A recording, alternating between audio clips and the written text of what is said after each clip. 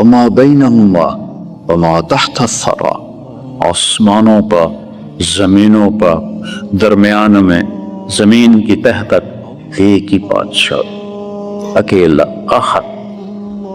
قریش کہنے لگے ہمیں تو اپنے باپ دادے کے نام معلوم ہے، تیرے رب کا کیا نسب نامہ ہے، اس کی پیڑھی سنا۔ تو اللہ نے جبریل کو بھیجا 70,000 فرشتوں کے ساتھ۔ عربی میں 70 کا مطلب ہوتا ہے بے شمار، بے شمار فرشتوں کے ساتھ جبریل آئے۔ کیا لے کر آئے؟ میرے نبی انہیں بتائیے کہ میرے رب کا نسب کیا ہے۔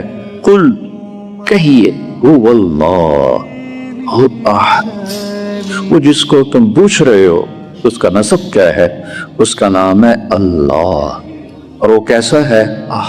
اکیلا، اکیلا، کوئی دوسرا دوسرا نہیں ہے، احد، متخذ صاحبۃ ولا ولدا، نہ بیوی نہ بیٹا، اکیلا ہے، کیسے گزارا کرتا ہے؟ اللہ الصمد، وہ بے نیاز، کسی شے کا محتاج نہیں، سب اس کے محتاج، وہ کسی کا محتاج نہیں، وہ اکیلا ہی کافی۔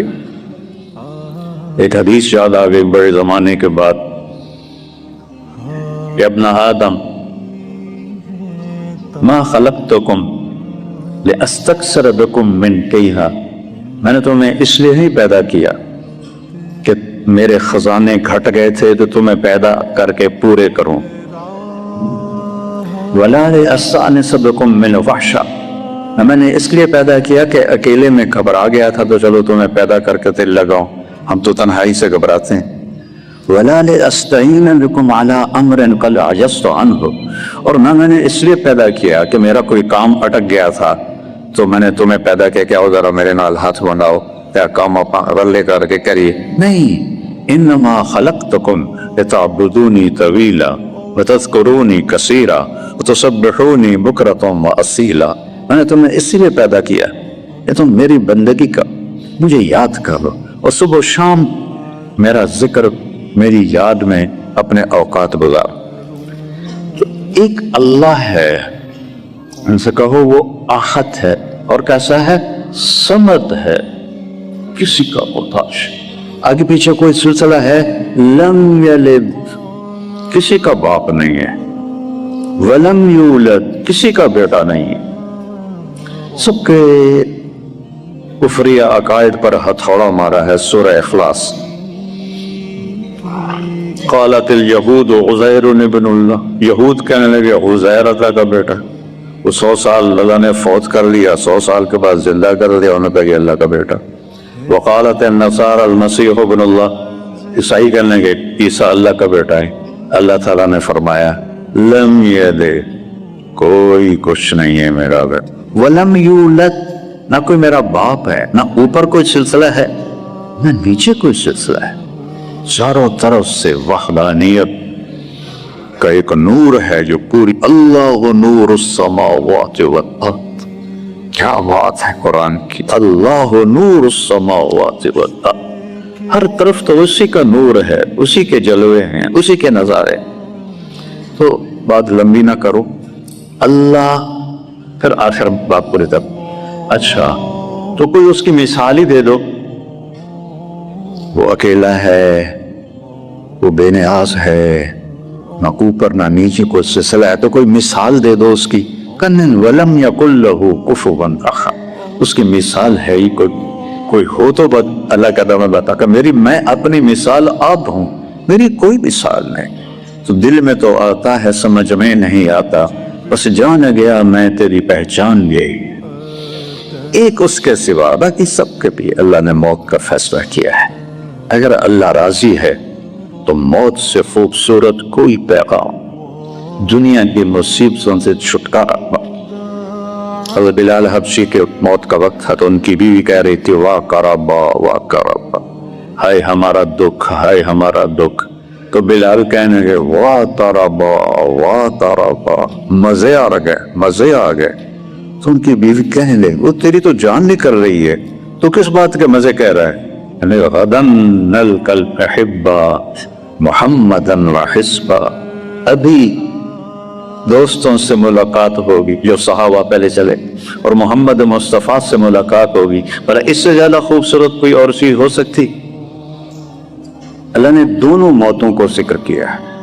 نافرمان کی موت کیسے آتی؟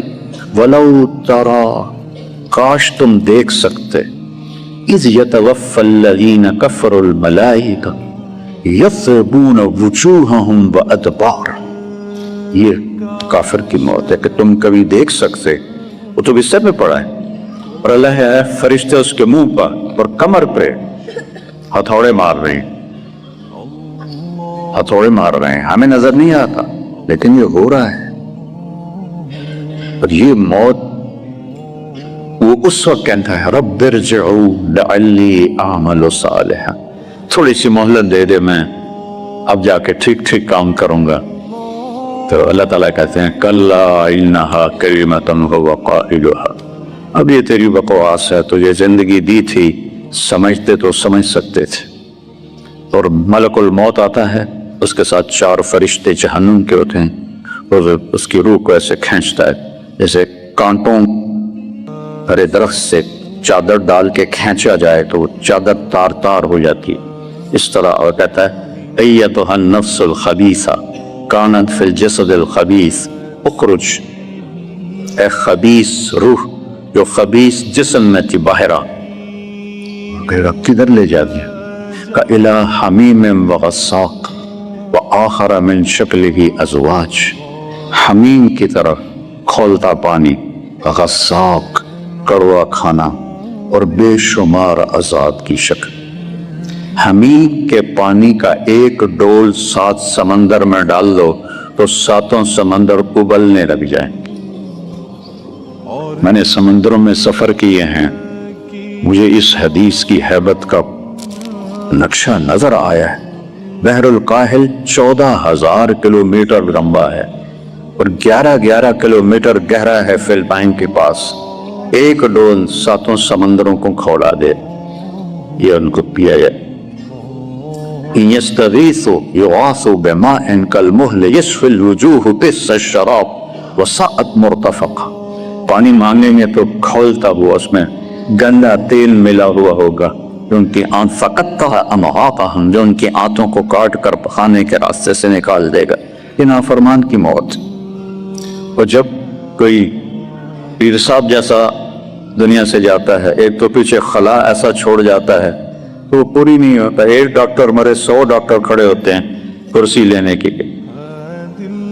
کوئی کسی بھی لائن کا مر جائے، پیچھے کی لائن لگی ہوئی، لیکن ایسی شخصیت جب جاتی ہے تو ایسا خلا چھوڑ کے جاتے ہیں کہ نصیب کی بات ہے کہ اللہ پر کروا دے اور اللہ تعالیٰ اس کمی کو پورا کروا دے، لیکن ترتیب تو یہی چلی آ رہی ہے، ذوف سے ذوف، ذوف سے ذوف۔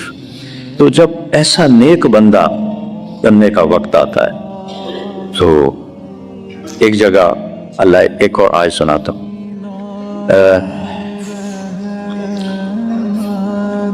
فَإِذَا بَلَغَتِ الْحُلْقُومَ، جب میں روح کو یہاں اٹکا دیتا، وَأَنْتُمْ حِينَئِذٍ تَنْظُرُونَ، تم دیکھ رہے ہوتے ہو، وَنَحْنُ أَقْرَبُ إِلَيْهِ مِنْكُمْ، تم چارپائی کے ساتھ ہوتے ہو لیکن میں تم سے بھی زیادہ قریب میت کے ہوتا ہوں۔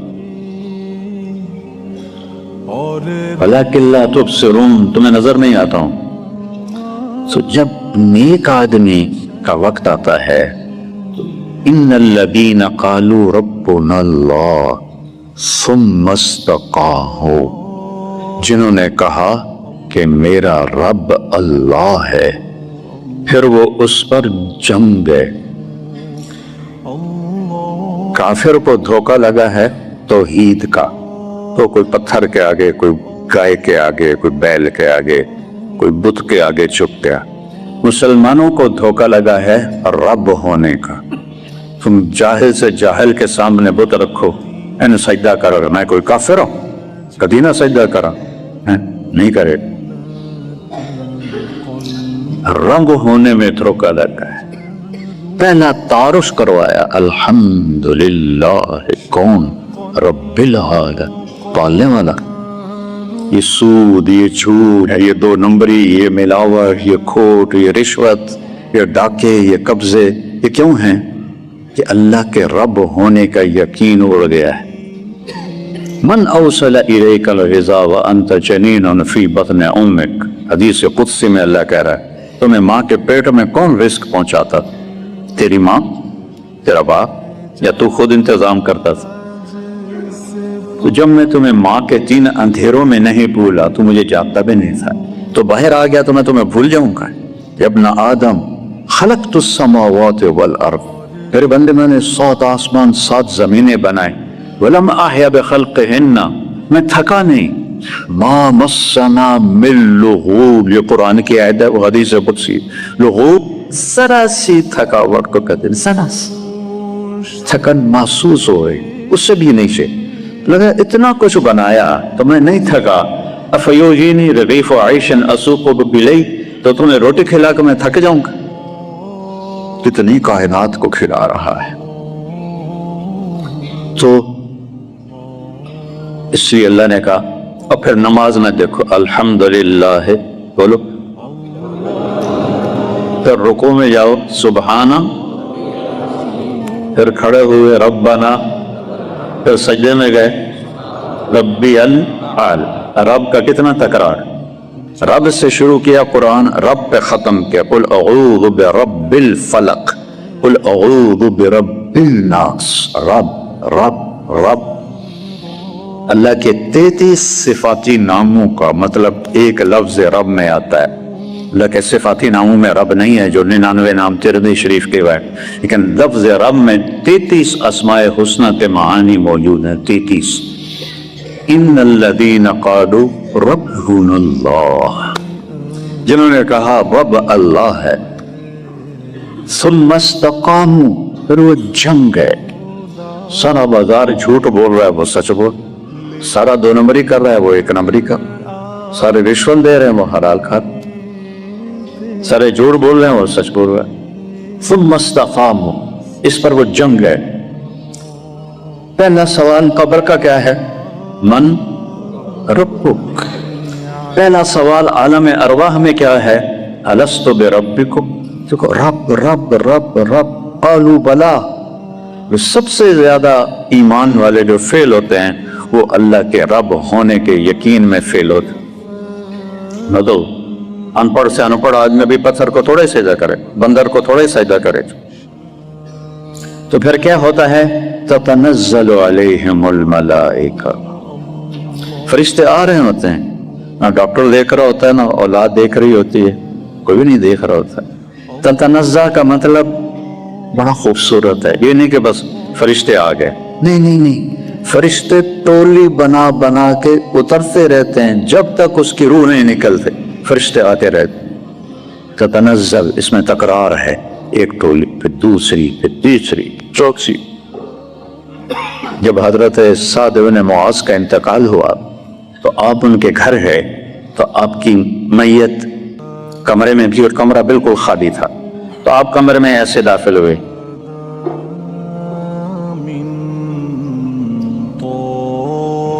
جیسے جگہ بنا کے نہیں، ادھر سے کوئی بچہ آنا چاہے تو وہ سیدھا آئے گا، ایسے سے آئے، چونکہ رش ہے، تو میرے نبی ایسے، اور پھر سرحانے ایسے قد بیٹھے، تو صحابہ کہنے لگے یا رسول اللہ، بندہ تو ایک نہیں ہے، آپ تو ایسے داخل ہوئے جیسے رش ہے، اور ایسے بیٹھے ہیں جیسے جگہ کوئی نہیں۔ کہ تمہیں نظر نہیں آ رہا، مجھے اللہ دکھا رہا ہے، کمرہ فرشتوں سے بھرا ہوا ہے،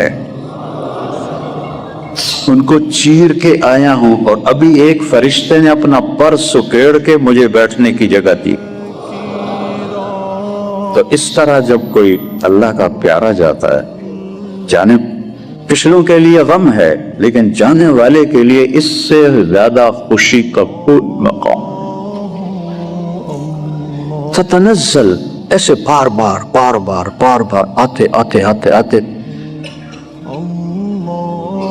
تتنزل علیہم الملائکہ، اور پھر وہ آ کے کیا کرتے ہیں؟ اس وقت جانے والا 2 چیزوں میں مبتلا ہوتا ہے، آگے کا دھیان ہوتا ہے کہ اندیکھا راستہ ہے، پتہ نہیں کیا ہوگا، जिन्हें छोड़ के जा रहा है उनका फितरी फिक्र होता है कि पता नहीं बच्चों का, बीवी का क्या बनेगा। ये हर नेक बद सबको ये ख्याल आता। तो वो दो बातें कहते हैं, ला तखाफु, हजरत जी जुल्फ़िकार साहब डरे मत, लाइन क्लियर है, रास्ता साफ है।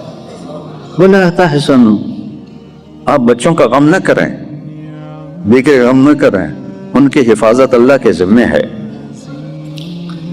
अगले का खौफ छोड़ लें, पिछलों का गम छोड़ लें, कुछ अरसे के बाद वो भी आ जाएंगे। सबने इकट्ठा तो एक ही जगह होना है जहां जुदाई नहीं। फिर उसके बाद तो फिर क्या करो, अबशिरो, खुश हो जाओ, आपको मुबारक हो, आपको बशारत हो।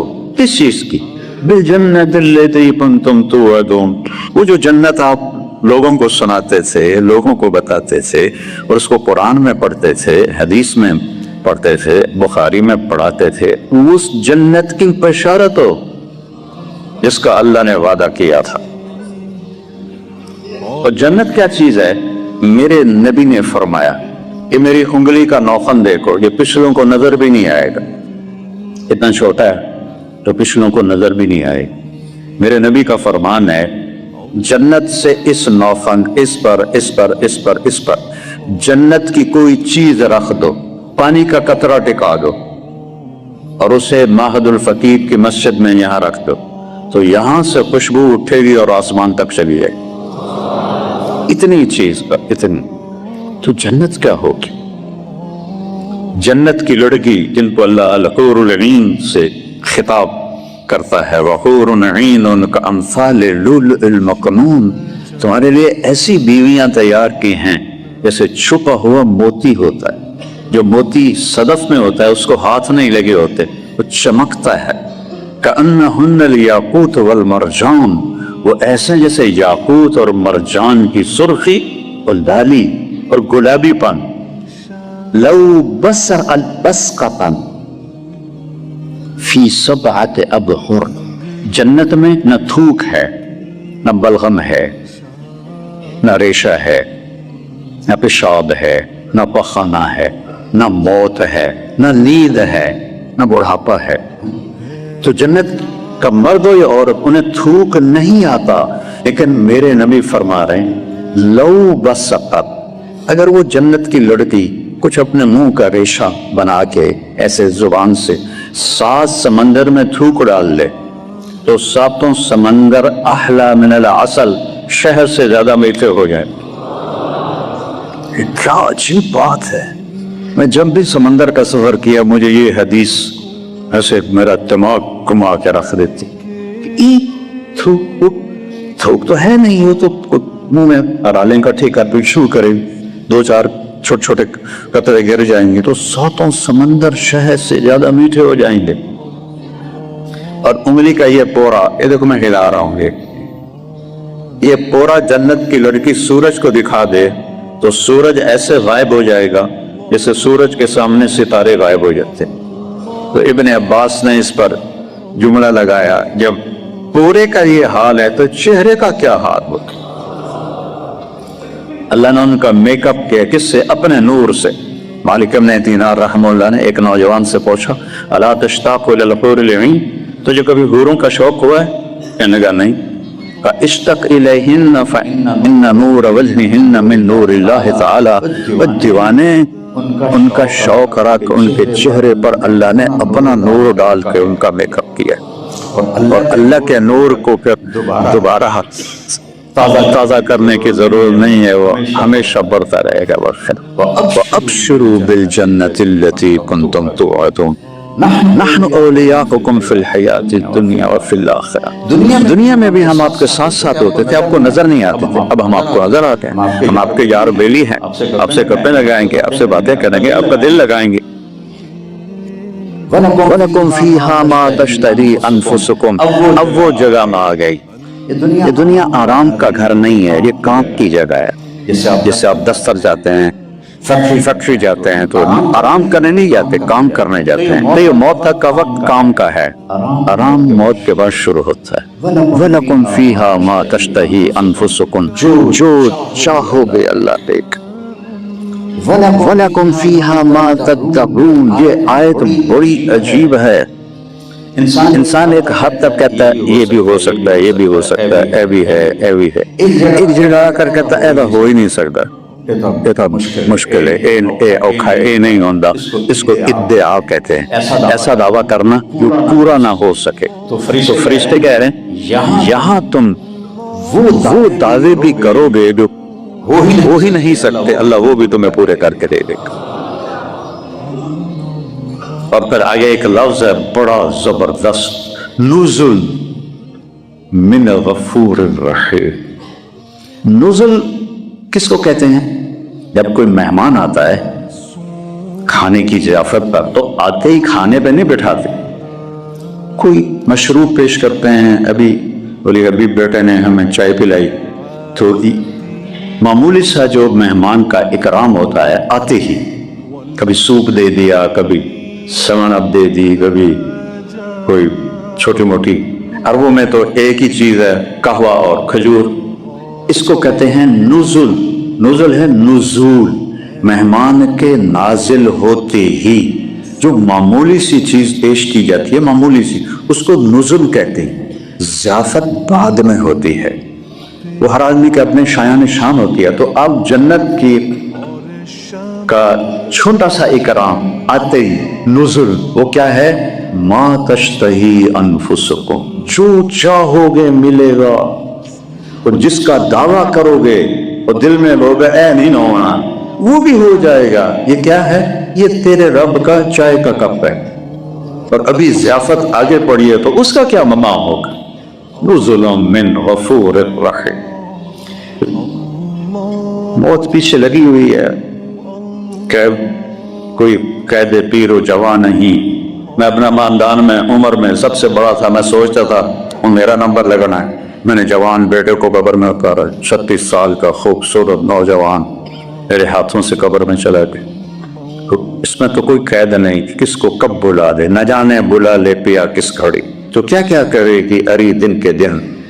تو میرے عزیزو ماشاءاللہ آپ سب نئے بچوں، یہ طلبہ بھی ہیں، آپ سب بہت اعلی راستے میں ہو اور ایک بڑی عظیم ہستی کے زیر سایہ آپ لوگوں نے وقت گزارا ہے. لیکن یہ اللہ کی تقدیر ہے کہ اس نے اٹھانا ہے. جب اپنے حبیب کو بھی نہیں گنجائش دی، اتنی گنجائش دی کہ جتنا رہنا رہ دو، لیکن انک میت و انہم میتون، آپ نے بھی مرنا ہے، انہوں نے بھی مرنا ہے.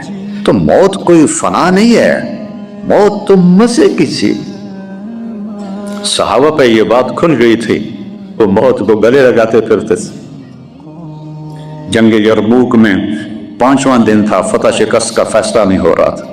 حضرت اکرمہ ابو جہل کے بیٹے، انہوں نے اپنی لوہے کی ٹوپی اتار کے پھینک دی اور اپنی زرہ بھی اتار اور تلوار کا اوپر جو انعام ہوتا ہے وہ بھی توڑ دیا. کون ہے مرنے کے لیے میرے ہاتھ پہ بیعت کرتا؟ مرنے کے لیے. تو خالد بن ولید اور اکرمہ رشتہ دار ہیں، ایک ہی قبیلہ ہے، بنی مخزوم. تو سردار تو خالد تھے، انہوں نے اکرمہ کا ہاتھ پکڑ لیے. اللہ کا واسطہ ابھی تیری ضرورت ہے، یہ قسم نہ اٹھا، یہ کام نہ کر.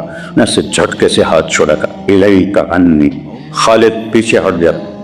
انی و ابی کان من اشد الناس عداوۃ لرسول اللہ.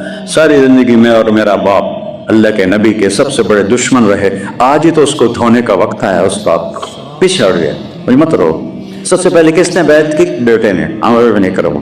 کس بات پر بیعت ہو رہی ہے؟ کہ وہ یا فتح ہو یا جانے چلی. 400 قریشی نوجوانوں ہیں حضرت اکرمہ کے ہاتھ پر بیعت کی. انہوں نے سریں پھینک دی، خود اتار دیے، تلواریں لے کر سب ٹوٹ پڑے اور اکثر شہید ہو گئے. جب اور وہ آخری دن تھا، رومیوں کو شکست ہو گئی، ان کا سردار قتل ہو گیا. تو خالد بھاگے بھاگے واپس لوٹے، دیکھا تو اکرمہ کے بیٹے تو شہید ہو گئے تھے، لیکن حضرت اکرمہ رضی اللہ عنہ کے سانس تھے. تو انہوں نے ایسے بھاگ کے ان کو گود میں لیا اور پانی لے کر ان کے منہ میں ٹپکایا. تو انہوں نے آنکھیں کھولی. کہ کون؟ کہ میں خالد ہوں. کہ کیا ہوا؟ کہ اللہ نے فتح دی. کہ اچھا، عمر کو کہہ دینا جو تم نے کہا تھا وہ تو ہم نے کر دیا. اس جملے کا جو پیچھے ہے پس منظر وہ یہ ہے کہ یہ لوگ گئے تھے حضرت عمر سے ملنے، حضرت عمر نے غلاموں کو آگے بٹھایا، ان کو پیچھے بٹھایا، تو آپس میں کہنے لگے یہ عمر نے کیا کیا ہے، غلاموں کو آگے بٹھایا، ہمیں پیچھے سردار کر لیا۔ تو سہیل بن عمر رضی اللہ عنہ کہنے لگے اس میں عمر کا قصور نہیں، ہمارا قصور ہے، ان غلاموں نے پہلے کلمہ پڑھا وہ آگے بڑھ، ہم نے بعد میں پڑھا ہم پیچھے رہ گئے۔ تو یہ پھر ایک دم کہنے لگے یار چلو دنیا کی تو خیر ہے، اگر آخرت میں بھی پیچھے رہ گئے تو پھر کیا بنے گا؟ تو پھر یہ سارا قریش کا وفد حضرت عمر کے پاس ہے کہ جو تو نے کیا ہے ٹھیک کیا ہے، یہ بتا ہم آخرت میں تمہارے ساتھ ہو جائیں، آگے تو نہیں بڑھ سکتے، ساتھ تو بہت کیا کہا ہے وفا، کہا تم بھی جاؤ جہاد میں جان دے دو جیسے انہوں نے دی تھی، کہا ٹھیک ہے جا رہے ہیں۔ تو 400 قریشی نوجوان مکہ سے نکلے اور وہاں یہ اس لڑائی میں اکثر شہید ہوئے۔ تو اکرمہ کہنے لگے عمر کو کہنا جو تو نے کہا تھا وہ تو ہم نے کہا۔ اللہ آئے شاک گئے وعدہ فردہ لے کر، اب انہیں ڈھونڈ چراغ رخ زیبا لے کر۔ اس کے بعد ان کی جان نکل گئی تو عرب غصے میں بولے تو ماں کا نام پکارتا ہے، خوشی سے بولے تو باپ کا نام پکارتا ہے۔ تو یہاں حضرت خالد کو حضرت عمر پہ غصہ اور فرمانے لگے کلا زعم ابن الحنتمہ، ابن الخطاب نہیں کہا، عمر بن خطاب، ماں کا نام لے حنتمہ، غصے بھی کلا زعم ابن الحنتمہ، حنتمہ کا بیٹا اب یہ نہیں کہہ سکتا کہ سرداروں نے جان کا نذرانہ پیش نہیں۔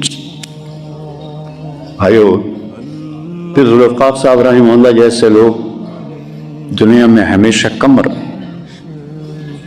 اور جس طرح ایک خانقاہی نظام انہوں نے بنایا ہے پاکستان میں، اس سے پہلے کسی کے مقدر میں یہ ایسا نظام میں نے نہیں دیکھا۔ مجھے 54 سال ہو گئے اللہ کے نیک بندوں کے ساتھ پھرتے ہوئے، پاکستان کے کونے کونے میں خانقاہیں بھی دیکھی، لیکن آج مسجد میں تو میں پہلی دفعہ آیا، اس سے پہلے ایک دفعہ آیا تھا لیکن اس وقت پیر صاحب تھے نہیں، کہیں سفر پر تھے۔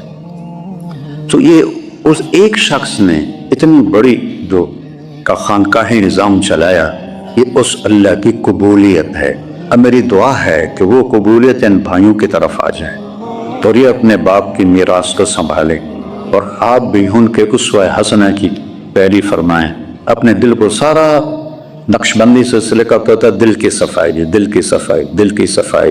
اور ایک حدیث یاد ہے کہ ان فی الجسد مضغۃ لو صلحت صلح الجسد کلہ ولو فسدت فسد الجسد کلہ الا وہی القلب۔ جسم میں ایک گوشت کا ٹوٹا ہے، اگر وہ ٹھیک ہو جائے سارا جسم ٹھیک ہو جاتا ہے، اگر وہ بگڑ جائے سارا جسم بگڑ جاتا ہے، مادی طور پر بھی روحانی طور پر۔ مجھے ہارٹ اٹیک ہوا ہے تو میری اب وہ طاقت نہیں ہے جو اس سے پہلے تھی، تو جب روحانی دل پر جب ہارٹ اٹیک ہوتا ہے شیطان کا، نفس کا، تو روح بھی ایسے ہی برباد ہو جاتی ہے۔ تو ساری محنت انہوں نے لوگوں کے دلوں پر کی اور ایک سرسبز باپ چھوڑ کر گئے۔ اللہ اسے ہرا بھرا رکھے اور ان بچوں کو اپنے باپ کا صحیح وارث بنائے، اور ہم سب کو بھی اپنے وقت پر ایسے ہی خوبصورت موت دے کہ جب جائیں تو اللہ ہم سے راضی ہو۔ السلام علیکم۔ اللہم لک الحمد کما انت اہل، فصل علی محمد کما انت اہل، وفعل بنا ما انت اہلہ، انک اہل التقوی و اہل المغفرہ۔ اللهم اغفر له ورحمه وتجاوز عنه وأبدله دارا خيرا من داره وأهلا خيرا من أهله وجيرانا خيرا من جيرانه ونقل من الخطايا كما ينقى الثوب الأبيض من الدنس وباعد بينه وبين خطاياه ما باعدت بين المشرق والمغرب اللهم اغسله بالماء والثلج والبرد اللهم اغفر له ما تقدم من ذنبه وما تأخر وما أسر وما أعلن ما أنت أعلم به منه۔ یا اللہ ہم سب گواہ ہیں تیرے بندے ذوالفقار نے تیری اطاعت کی خوبصورت زندگی گزاری، رٹی ہوئی تھی، اور آپ کا ختنہ ماں کے پیڑ سے ہو چکا تھا، اور جب آپ باہر آئے پورے کمرے میں روشنی پھیل گئی اور پورے کمرے میں خوشبو پھیل گئی، تو وہ حیران ہوتی ہے یہ بچہ کیسا ہے۔ اب میں تھوڑا سا یہ بتاؤں کہ اس پیدائش سے دنیا میں کیا ہوا. 4 چیزیں ہیں، پانی ہے، آگ ہے، مٹی ہے، ہوا ہے. یہ 4 عناصر سے یہ کائنات چل رہی ہے. آپ پیدا ہوتے ہیں تو دنیا میں جتنے بت تھے زمین پہ جا گرے، پتھر کے یا مٹی کے، سارے زمین پہ جا گرے. آپ کی نبوت نے ایک عنصر پہ اثر ڈالا، مٹی. دوسرا کیا ہوا؟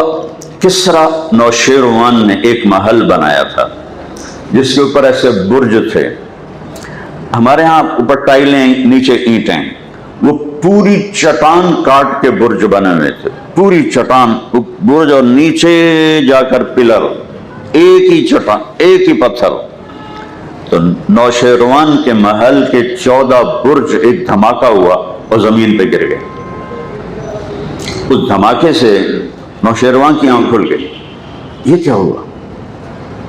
پتہ کرو. پتہ چلا جی 14 برج گر گئے. وہ ڈر گیا کہ یہ تو فل ایک چٹان تھی، کیسی گر گئی؟ انہیں تو خبر نہیں کہ ایک یتیم 2 جہان کا سردار آیا ہے، اس کی یہ ہلچل ہے.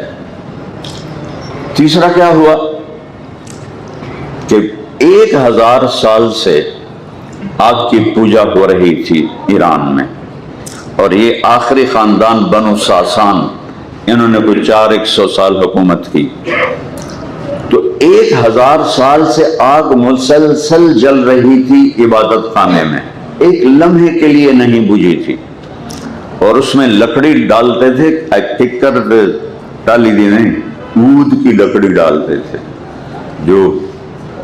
جس کا 1 تولہ جو عطر ہے وہ 1 لاکھ درہم تک اس کی قیمت ہے. وہ لکڑی اس میں ڈالتے تھے آگ جلانے کے لیے. تو ایک دم آگ، ایک جھونکا آیا اور آگ بجھ گئی. تو ایرانیوں کے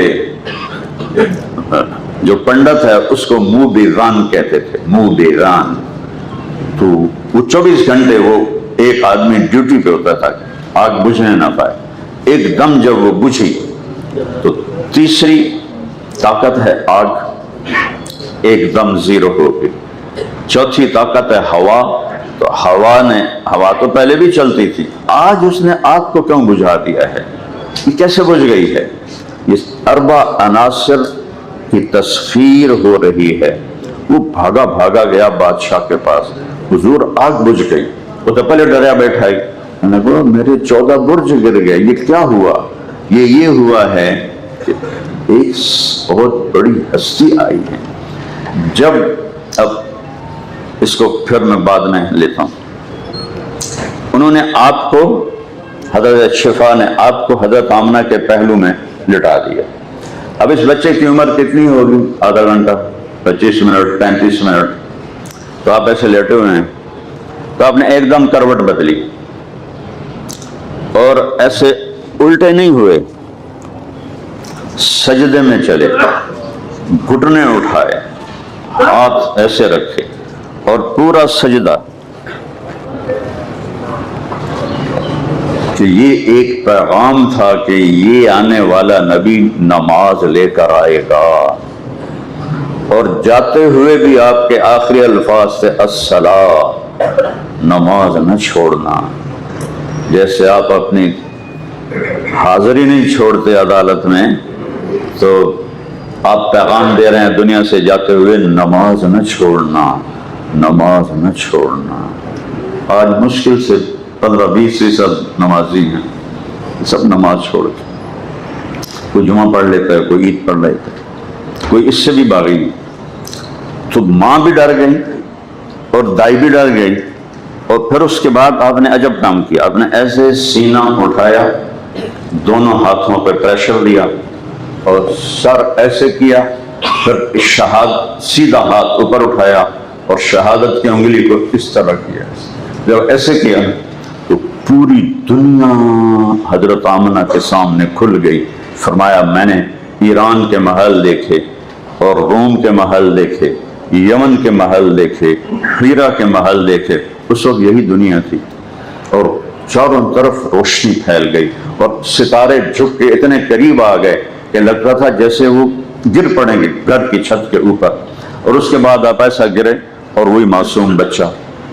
تو جب آپ اس حالت میں دوبارہ معصوم بچہ بن کے گئے تو ماں نے آپ کو اٹھا کے گود میں لے لیے اور حیران ہو کے دیکھ رہی ہیں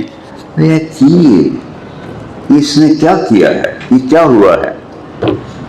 تو فن فرجت پھر سقف فرجتن، چھت پھٹی، ودخلت غمامتن، غمام کہتے ہیں دھند کو جو سردیوں میں ہوتی ہے، اور سحاب کہتے ہیں بادل کو جو کسی وقت بھی ہو سکتا ہے۔ تو ایک دھند آئی اور اس دھند اتنی گہری تھی کہ اس میں ماں کی نظروں سے اوجھل ہو گئے اور نظر نہیں آ رہا ہے، اور ایسا لگے جیسے غائب ہو گئے، اور اس کے اندر سے آواز آئی طوفوا بہ مشارق الارض ومغاربہا، اس بچے کو مشرق اور مغرب پھرا دو، لیعرفوا باسمہ ونعتہ وصورتہ، ساری دنیا کو بتا دو، وکیلوں کو، امیروں کو، غریبوں کو، عورتوں کو، مردوں کو، کہ یہ ہے جس کے پیچھے چل کے منزل ملے گی، ورنہ باقی سب تباہ ہو جائیں گے، سب ہلاک ہو جائیں گے۔ یا ابا سفیان جئتکم بخیر الدنیا وکرامت الآخرہ، ابو سفیان صرف میں تمہارے لیے دنیا کی عزت اور آخرت کی کامیابی لے کر آیا ہوں۔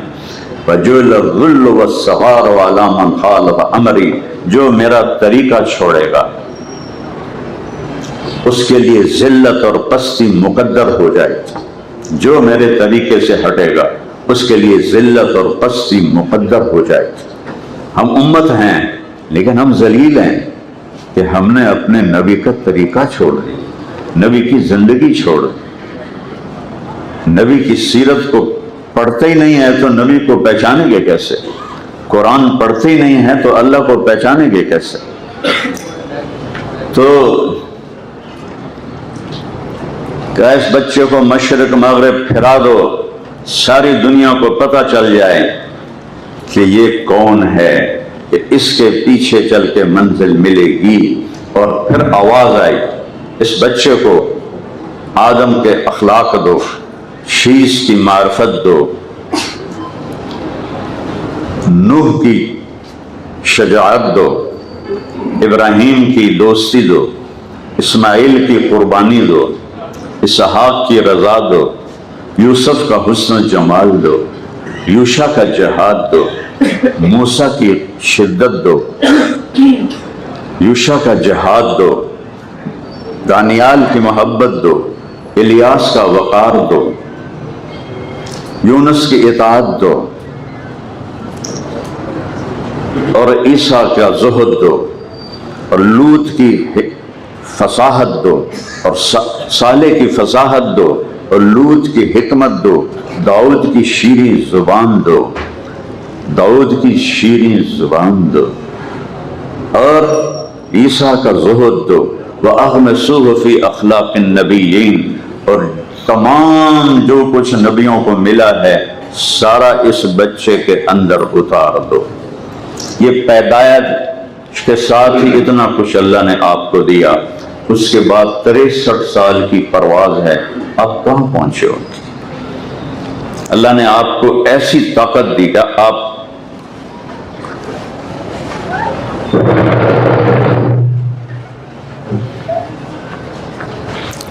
نماز پڑھائی، اللہ اکبر، سب نے کہا اللہ اکبر، تھوڑی دیر کے بعد آپ نماز میں چلنا شروع کر دیا۔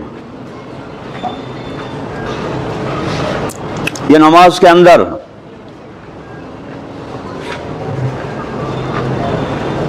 دیوار تک آ گئے، اس وقت محراب نہیں ہوتی تھی، دیوار ہوتی تھی، دیوار تک آ گئے، تھوڑی دیر کھڑے رہے، پھر واپس چلنا شروع کیا۔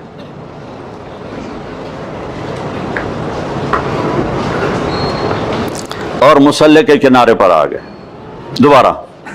جب آپ نماز سے فارغ ہوئے تو صحابہ نے پوچھا یا رسول اللہ، یہ کام پہلے تو کبھی نہیں دیکھا ہم نے، یہ کیا کیا آپ نے؟ نماز میں پہلے آگے چلے گئے پھر پیچھے چلے گئے، کیا کیا ہے؟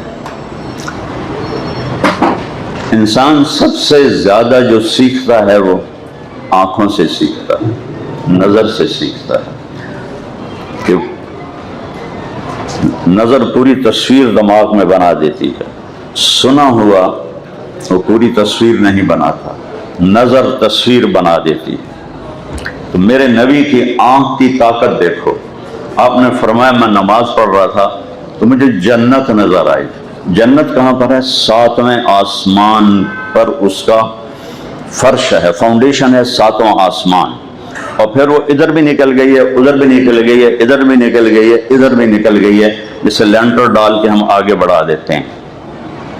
اور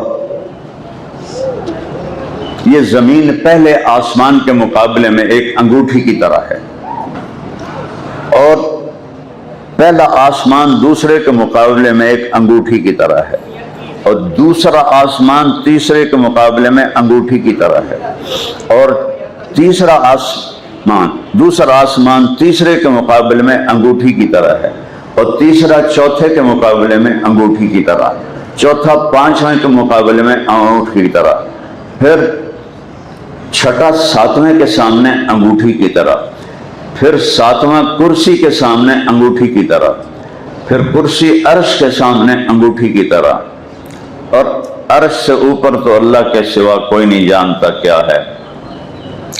7واں آسمان کتنا بڑا ہوگا، جبکہ یہ جو کائنات ہے، میں میڈیکل پڑھتے پڑھتے ادھر آیا تو کچھ اس کی معلومات اب بھی میرے ذہن میں ہیں۔ اس کائنات کا 3% روشن ہے، 97% بلیک ہول ہیں، اندھیرا ہے، نظر کچھ نہیں آتا۔ اتنی میگنیٹک فورس اتنی طاقتور ہے تو اس کے اندر سے کوئی چیز پاس نہیں ہو سکتی۔ جو ناسا نے، میں ہیوسٹن گیا ہوں، جماعت میں گیا تھا، وہاں ایک ناسا کے پروفیسر سے جو میں کہہ رہا ہوں اس کی تصدیق کی ہے، انہوں سچے جھوٹے ناندے ہوتے میرے ہوتے کوئی نہیں، تو 3% روشن ہے جو نظر آیا ہے، سارا نہیں نظر آیا، اس میں کچھ نظر آیا ہے۔ اس کو انہوں نے زمین پہ بیٹھ کے ناپا ہے کہ یہاں سے ایک جہاز اڑایا جائے روشنی کی رفتار سے 3 لاکھ کلومیٹر فی سیکنڈ، یہ میں نے یہ کیا اور روشنی 3 لاکھ کلومیٹر چلی گئی، یہ کیا اور روشنی 3 لاکھ کلومیٹر چلی گئی، ادھر سے یوں کیا تو روشنی 3 لاکھ کلومیٹر سفر کر گئی۔ ایک جہاز روشنی کی رفتار سے یہاں سے اڑے اور 3%، 97 حالی باقی ہے، 3% کے اس کونے تک آنے کے لیے اس جہاز کو روشنی کی رفتار سے 90 ارب سال لگیں گے، 90 ارب سال۔ تو 7واں آسمان کیا بلا ہوگا، اس کے اوپر جنت۔ تو میرا نبی مسجد نبوی میں، ٹھیک، یہ لوگ میرے سامنے ہیں لیکن مجھے ان کی شکلیں پوری نظر نہیں آ رہی جو دور بیٹھے ہوئے ہیں، اور میرے نبی کیا دیکھ رہے ہیں؟ چھت پھٹ گئی، 7 آسمان پھٹ گئے، اور آپ اپنی آنکھوں سے جنت کو دیکھ رہے ہیں۔ اور فرمایا کہ میں نے دیکھا انگور کے گچھے جنت کی دیوار کے باہر لٹکے ہوئے تھے۔ ایک دفعہ ایک بدو نے پوچھا، یا رسول اللہ جنت میں انگور ہیں؟ انگور تھوڑے ہوتے تھے عرب میں، آپ نے کہا ہیں، کہ ایک گچھا کتنا بڑا ہوگا؟ آپ نے فرمایا ایک کوے کی رفتار بڑی تیز ہوتی ہے، ایک کوا 1 مہینہ یہاں سے اڑے، لا یقو بیٹھے نہیں، لا ینثنی ادھر ادھر نہ مڑے، لا یفتر سست نہ پڑے، ایک ہی رفتار کے ساتھ اڑتے اڑتے اڑتے اڑتے 1 مہینہ اڑے تو تب جا کے ایک گچھا پورا ہوگا۔ تو ہوا کھانے لگا، یا رسول اللہ تو ایک دانہ کتنا بڑا ہوئے گا؟ فَقَمْ حَبَّةٌ وَاحِدًا، ایک دانہ کتنا بڑا ہوگا؟ آپ نے فرمایا هل ذبح ابوك طيسا عظيما، تیرے باپ نے کبھی بڑا چھترا ذبح کر کے فسلخ احابہ، اس کی کھال اتار کے تیری ماں کو دیا ہو کہ اس کا ڈول بنا؟ کہا ہاں جی، یہ تو ہوندا رہندا ہے۔ کہ جتنا بڑا وہ ڈول ہوگا نا اتنا بڑا ایک دانہ ہوگا۔ تو بڑی سادگی سے کہنے لگا یا رسول اللہ میں نے تو میری بیوی نے تو ایک کوئی کافی ہو جائے گا۔ آپ نے فرمایا تو بیوی کا غم نہ کر، تیرے سارے خاندان نو کافی ہو جائے گا۔ یہ میرے نبی کے نا جنت کی شے، میرے نبی نے ان آنکھوں سے اپنے اللہ کو دیکھ لیا، پیچھے گئے۔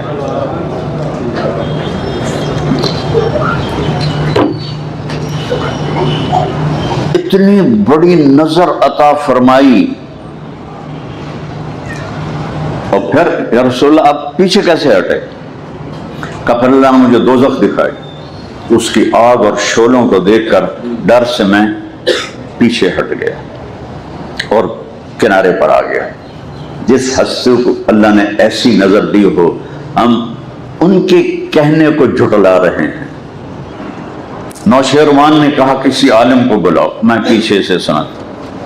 تو ہیرا سے ایک عالم بلائے ہیں، عبد المسیح غسانی۔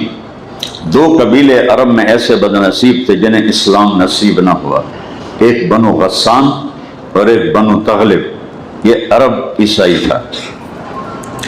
تو نوشیروان نے اس سے کہا کہ میرے وہ محل کے 14 برج ٹوٹ گئے، آگ بجھ گئی، اور بحیرہ ساوا ایرانیوں کا مقدس بحیرہ تھا، جھیل تھی مقدس، وہ ایک دم خشک ہو گئی۔ جیسے ہندو گنگا میں نہانے کو کہتے ہیں نا پاپ دھل گئے، ایرانی اس جھیل میں نہانے کو کہتے تھے گناہ دھل گئے، وہ ساری خشک ہو گئی ہے۔ اور عراق میں ایک بنجر جگہ تھی سماوا، وہ ایک دم پانی سے بھر گئے۔ اس نے کہا جی میں نہیں جانتا، لیکن میرا ماموں ہے شام میں رہتا ہے، وہ بڑا عالم ہے، میں اس سے پوچھ کے بتاتا ہوں۔ ان کو جاؤ۔ تو انہوں نے اس کو سواری دی، گھوڑا دیا، تو دمشق پہنچے تو آگے ان کے ماموں سکرات کی حالت میں تھے۔ تو انہوں نے ان کو ایسے ہلایا، یا خال یا خال انا عبد المسیح، انا عبد المسیح۔ تو انہوں نے ایسے آنکھیں کھولی، میں عبد المسیح ہوں، ماموں ماموں میں عبد المسیح ہوں۔ تو انہوں نے ایسے آنکھ کھولی، انہوں نے ایک لفظ نہیں بولا، وہ بولے بعثک ملک بنی ساسا لارتجاس الایوان وخمود النیران، تجھے ایران کے بادشاہ نے بھیجا ہے نا کہ محل کے 14 برج ٹوٹ گئے اور عبادت خانے کی آگ بجھ گئی، اور وادی سماوا میں پانی بھر گیا، اور بحیرہ تو ساوا خشک ہو گیا۔ اس نے ایک لفظ نہیں بتایا، یہ خود بولے، کہنے لگے سن اذا ظہر صاحب الحوراء وکثرت التلاوہ وفاضت واد السماوہ وغاصت بحیرۃ الساوہ فلیس الشام لسطیح شاما ولیس فارس لعبد المسیح مقاما وانما یملک ملوک وملکات علی عدد الشرفات ثم یکون ما هو آت فآت۔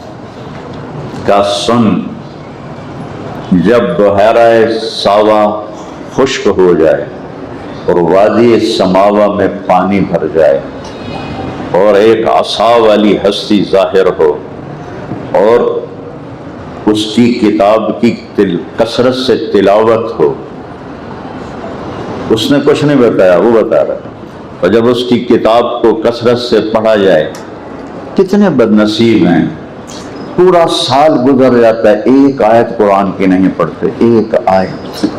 کہاں سے دل میں روشنی آئی، کہاں سے مظلوم کے لیے رحم آئے؟ دلوں کو نرم کرنے والی چیز تو قرآن ہے۔ وجلت قلوبہم، دل نرم ہو جاتے ہیں قرآن کے پڑھنے سے۔ جب قرآن کو دکھے ہی نہ صرف کل خانیاں تے رہ گیا قرآن میں، وہ بھی مولوی صاحب آ کے پڑھے، اسی تو کچھ بھی نہیں پڑھنا۔ میں کہا جاؤ قرآن کی تلاوت ہو اور عصا والا شخص ظاہر ہو اور وادی سماوا خشک ہو جائے تو بحیرہ ساوا یہ ابلنے لگے ساوا کی جگہ، تو پھر شام میرے لیے شام نہیں، اور فارس ایران تیرے لیے ایران نہیں، 14 آئیں گے نوشیروان کے بعد بادشاہ اور ملکائیں، پھر اس نبی کی حکومت پوری دنیا میں قائم ہو جائے گی۔ ابھی آپ پیدا ہوئے ہیں، اس سے اور پہلے کا عجیب واقعہ سنیں۔ حضرت عمر گئے ملک شام کاروباری سلسلے میں، وہاں ایک شامی سے جھگڑا ہو گیا، اس نے گالیاں نکالی شامی نے، انہوں نے ڈنڈا تھا ہاتھ میں، اس کے سر میں مارا، وہ مر گیا۔ اس موسیٰ علیہ السلام نے مکہ مارا تو وہ مر گیا، تو ان کا ارادہ تو نہیں تھا اس کو قتل کرنے کا، وہ سر میں لگا وہ مر گیا۔ اب لوگ ان کو پکڑنے بھاگے، وہ آگے بھاگے۔ اب یہ عربی اور بدو ان کو پکڑنا کوئی آسان تھوڑے تھا، ان کے رفتار کو وہ پہنچ نہیں رہے تھے، یہ آگے آگے وہ پیچھے پیچھے۔ آخر ایک گلی میں مڑے تو آگے دروازے پر، گرجے کے دروازے پر ایک راہب کھڑا تھا، اس نے ایسے حضرت عمر کو دیکھا تو اشارہ کیا ذرا، ان کو بلا کے اندر لے گئے اور دروازہ بند کر کے باہر کھڑا ہو گئے۔ تو پیچھے مجمع ہے، جی ہاں ایک بدو غائب ہو گیا ہے، قاتل ہے ہمارے آدمی کا، آپ نے کہیں دیکھا ہے؟ ان کا دفاع ہو جاؤ، یہاں کوئی نہیں آیا۔ وہ سارے چلے گئے ان کے ادب میں، جب سارے چلے گئے تو اندر آیا، کہنے لگا کیا نام ہے تیرا؟ کہا عمر۔ کہاں کے ہو؟ کہا جی میں مکے کا۔ کہا تمہارے شہر میں کسی نے نبوت کا دعویٰ کیا ہے؟ کہا جی نہیں۔ کہا ان قریب ایک آدمی نبوت کا دعویٰ کرے گا، تیرے نصیب میں اس کا ساتھی ہونا لکھا ہوا ہے، اور تیرے نصیب میں میرے ملک کی فتح بھی لکھی ہوئی ہے۔ جب تیری فوجیں میرا ملک فتح کریں تو مجھے لکھ کر دے دو کہ میرے گرجے کو اور مجھے کچھ نہیں کہیں اگر میں زندہ ہوا۔ وہ کہنے لگے حضرت جی میرا حادثہ نہ کرو، میں تو بھوک مردا ہے کہ روٹی کمانے آیا، تجھ میں بادشاہی دیندے پہ ہو، جان بچاؤں واسطے تھوڑے گرجے چھوڑے ہاں، اب مہربانی کرو، اے مذاق تو نہ کرو۔ کہنے لگے تیرا کیا جاتا ہے، تو لکھ کے دے دے۔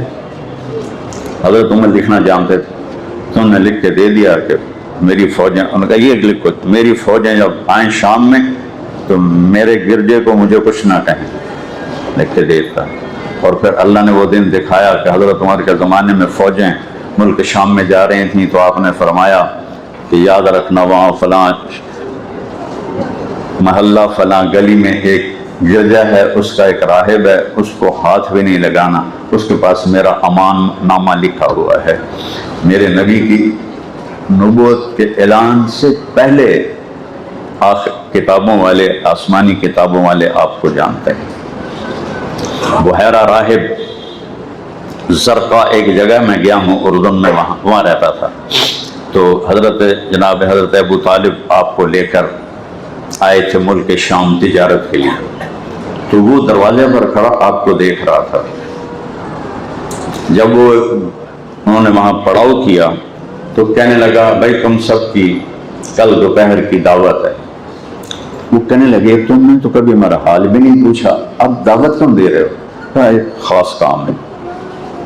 اگلے دن سب کٹھے ہو گئے، اس نے دیکھا تو آپ موجود نہیں تھے، کہنے لگے سارے آ گئے ہو؟ کہنے لگے ہاں۔ کہا نہیں کوئی کم ہے؟ کہاں ایک بچہ ہے وہ اونٹ چرانے گیا کتورا پالا وہ دی پردہ تانوں سدے تانوں کہاں پوچھنا آئی، جاؤ اس بچے کو بلاؤ۔ تو وہ بھیجا ان کو، حضرت ابو طالب نے بھی بلا کے لاؤ۔ تو وہ راہب آپ کو دیکھ رہا تھا، آپ کے اوپر ایک بادل سایہ کرتا ہوا آ رہا تھا۔ جب آپ پہنچے نا درخت کے قریب تو چھاؤں ساری گھر چکی تھی، جگہ کوئی نہیں تھی، تو آپ دھوپ میں بیٹھ گئے۔ جو ہی بیٹھے تو چند شاخوں نے آگے بڑھ کے آپ پہ سایہ کر دیا۔ تو وہ راہب کہنے لگا اس بچے کا والد کون ہے؟ تو جناب ابو طالب نے فرمایا میں ہوں۔ کہا جھوٹ بول رہے ہو، میرا علم کہتا ہے اس کا باپ فوت ہو چکا ہے۔ سبحان اللہ۔ کہنے لگے جی آپ نے سچ کہا، یہ میرا بھتیجا ہے پر مجھے اپنی اولاد سے بھی زیادہ پیارا ہے۔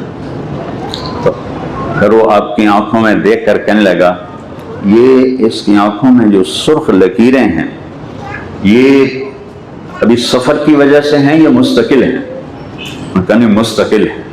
اس نے آپ کا کرتا پیچھے سے اٹھایا تو مہر نبوت یہاں کندھے کے قریب تھی، تو وہ امتحان لینے کے لیے کہنے لگا اسألک باللات والعزیٰ، تجھے لات و عزیٰ کی قسم۔ اس نے آگے کچھ کہنا تھا تو آپ نے کہا بئس اللات والعزیٰ، برباد ہوں لات و عزیٰ، میرے سامنے ان کا نام کیوں لیا ہے؟ کہنا اچھا اسألک باللہ، میں تمہیں اللہ کے نام پر پوچھتا ہوں۔ کہاں اب پوچھو کیا پوچھتے ہو؟ تو اس نے کہہ دیا ارے بھائی اس کو یہیں سے واپس لے جاؤ، اگر یہودیوں نے دیکھ لیا تو اسے قتل کر دیں گے، یہ آنے والے وقت کا آخری نبی ہے۔ ابھی آپ کی عمر 12 سال تھی اور پہچاننے والے پہچان رہے، ہم آپ کا کلمہ پڑھ کے آپ کو نہیں پہچان رہے، یہ کتنے بڑے ستم کی بات۔ اور اللہ نے اس طرح محفوظ کیا ہے میرے نبی کی نسب کو، ایک ایک ادا کو، ایک ایک چیز کو، کہ کوئی عذر نہیں پیش کر سکتا جیسا ہمیں پتہ کوئی نہیں۔ عرب کا دستور تھا اپنے ماں باپ دادے پردادے کے نام یاد رکھتے تھے، لیکن آدم تک کسی کا نام محفوظ ہو یہ کسی کے پاس نہیں ہے سوائے ہمارے نبی کے، محمد بن عبداللہ بن عبد المطلب بن ہاشم بن عبد مناف بن قصی بن کلاب بن مرہ بن کعب بن لوئی بن غالب بن فہر بن مالک بن نضر بن کنانہ بن خزیمہ بن مدرک بن الیاس بن مضر بن نزار بن عدنان بن اود بن حمیسہ بن سلامان بن عوس بن بوز بن قموال بن عبی بن عوام بن ناشد بن حزاب بن بلداس بن یدلاف بن طابق بن جاہم بن ناحش بن ماخی بن عیفی بن عبکر بن عبید بن الدعاء بن حمدان بن سمبر بن یثربی بن یحزن بن یلحن بن ہرعوہ بن عیدی بن ذیشان بن عیسر بن اقناد بن ایہام بن مقصر بن ناہر بن زارع بن سمی بن مزی بن عوت بن ارام بن پیدار بن اسماعیل بن ابراہیم بن آذر بن ناحور بن سرود بن رعو بن فائل بن عابر بن افرخشاد بن سام بن نوح بن لامک بن متوشال بن ادریس بن یرد بن ملعیل بن کینان بن آنوش بن شیس وبن آدم علیہ السلام۔ یہ واحد ہستی ہے جن کی پیڑھی